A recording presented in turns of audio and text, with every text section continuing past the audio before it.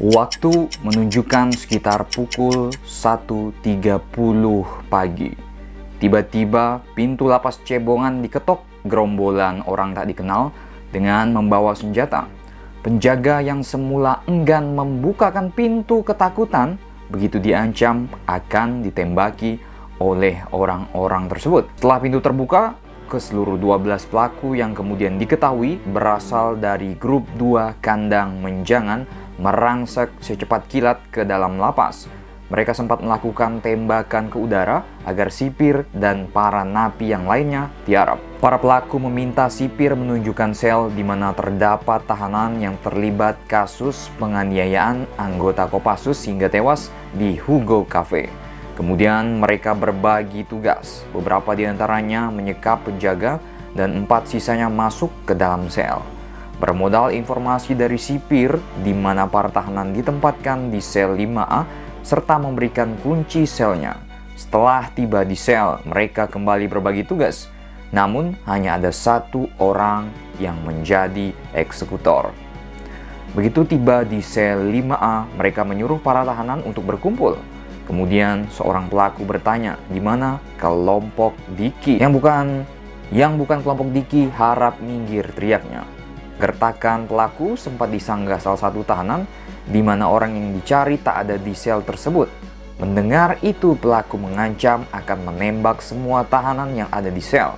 Akhirnya mereka pun memisahkan diri hingga tersisa 3 orang komplotan. Para korban pun kemudian diminta untuk berkumpul, kemudian didor hingga tewas. Setelah itu pelaku menembak 1 orang tahanan lagi. Setelah menembak mati kelompok tersebut, para penembak memaksa 31 tahanan untuk menyaksikan eksekusi sambil bertepuk tangan. Begitu selesai, para pelaku pun pergi meninggalkan sel tahanan tersebut. Sebelum meninggalkan lapas, mereka merusak CCTV, mengambil rekaman CCTV. Tampak bukan, ini bukan kerjaan kelompok bersenjata biasa, tapi kelompok bersenjata yang sudah terlatih. Penyerangan ini berlangsung hanya memakan waktu kurang lebih 15 menit, sementara penembakannya berlangsung hanya 5 menit.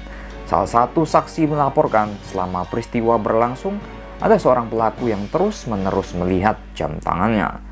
Beberapa jam setelah penembakan berlangsung, kasus penembakan ini menggemparkan seluruh Indonesia.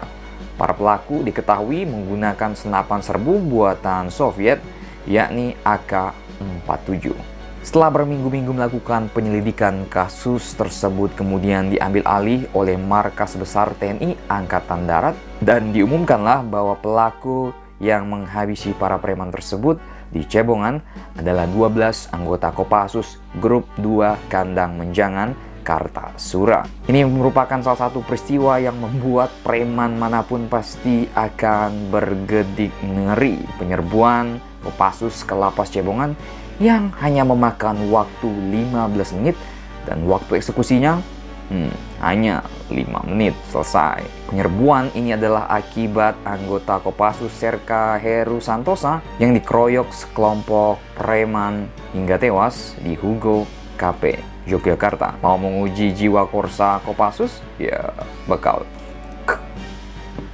Silakan baku hantam kalian di bawah. Penyidikan sudah tidak ada pelanggaran HAM. Yang ada pelanggaran anggota. Jelas? Ya. Anggota itu semua anak buah saya. Saya yang paling bertanggung jawab paling depan.